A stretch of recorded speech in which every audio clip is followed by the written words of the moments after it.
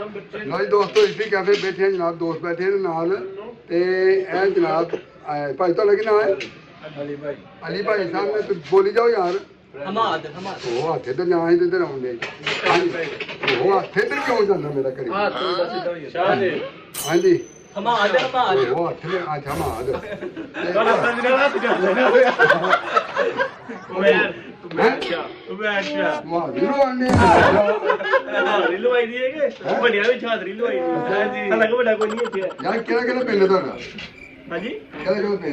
मेरा पिंड मसरूड़ी है बगापुर क्या बगा बगा बगे बगापुर क्या वो जरा वे अपना फैज ने आज वीडियो बनाई है फैज जरा कब्रस्तान की आओ आओ और जरा वे नाई ओ माखो जी का अच्छा अच्छा सही भाई तू ही मैं भगतपुर लैन पार लानो पार कहीं लान पार कोई नाम नहीं रखी तुही भाजी छोटी मम्मी बड़ी मम्मी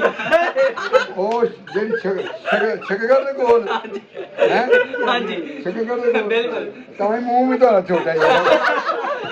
दाढ़ी वाली कोई भाई नहीं गाली नहीं मुंह ही होला पर्दे ना पा नहीं मिठे फाड़े का संजना में किया जी गुस्सा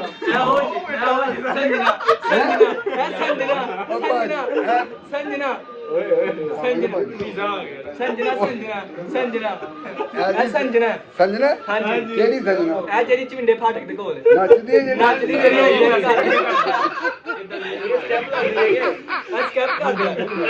कोई नहीं देगा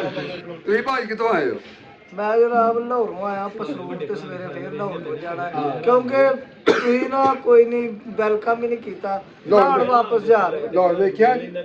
ਲਾਹੌਰ ਤੁਹਾਨੂੰ ਵਾਇਆ ਹੋਵੇ ਕਦੋਂ ਬਾਹਰ ਉਹੋ ਹੀ ਲਾਹੌਰ ਹੁੰਦਾ ਹੈ ਤੁਸੀਂ ਕੱਲੇ ਕੱਲੇ ਵੇਖ ਕੇ ਆਏ ਹੋ ਚਲੋ ਫਿਰ ਆਓ ਮੈਂ ਪਹਿਲਾਂ ਲਾਹੌਰ ਵਾਹਲਾ ਤੁਹਾਨੂੰ ਨਹੀਂ ਇੱਥੇ ਕਿਤੋਂ ਆਏ ਮੈਂ ਉਧਰ ਸਾਈਡ ਤੇ ਓਹੋ ਲੋਏ ਗਾਏ ਤੇ ਪੀਲਾ ਆ ਗਿਆ ਭਾਜੀ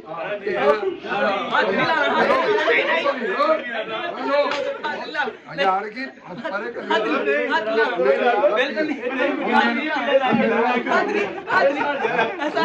ਜਿਹੜਾ ਲੈ ਜੇ ਜਿਹੜਾ ਲੈ ਜੇ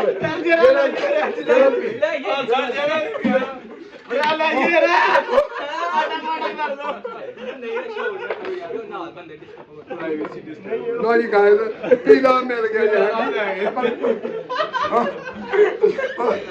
सारे इनका शुक्रिया अदा करें हमारा ठीक है हम गर्मी के बाद और बढ़िया कर करते लो जनाब मोबाइल किसी ਵੇਲੇ ਬੰਦ ਹੋ ਸਕਦਾ ਹੈ ਤੁਸੀਂ ਕਿੱਧਰ ਆਏ ਭਾਜੀ ਮਿਰਜ਼ਾ ਸਾਹਿਬ ਨੂੰ ਦੇਖ ਰਹੇ ਹਾਂ ਜਨਾਬ ਇੱਥੇ ਕਿ ਮਿਰਜ਼ਾ ਸਾਹਿਬ ਨੇ ਦਾਵਤ ਕੀਤੀ ਹੋਈ ਹੈ ਅੱਛਾ ਉਹ ਦਾਵਤ ਤੇ ਆਇਆ ਤਾਂ ਅੱਗੋਂ ਮਿਰਜ਼ਾ ਸਾਹਿਬ ਨੇ ਕਿਹਾ ਕਿ ਹੋਰ ਪਾਸੇ ਵੀ ਦਾਵਤ ਆਈ ਦੀ ਹੈ ਹਾਂ ਉਹ ਠੋਪਾ ਭਾਜੀ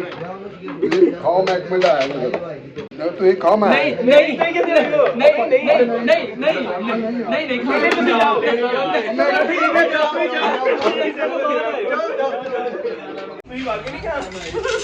ਲੋ ਜਨਾਬ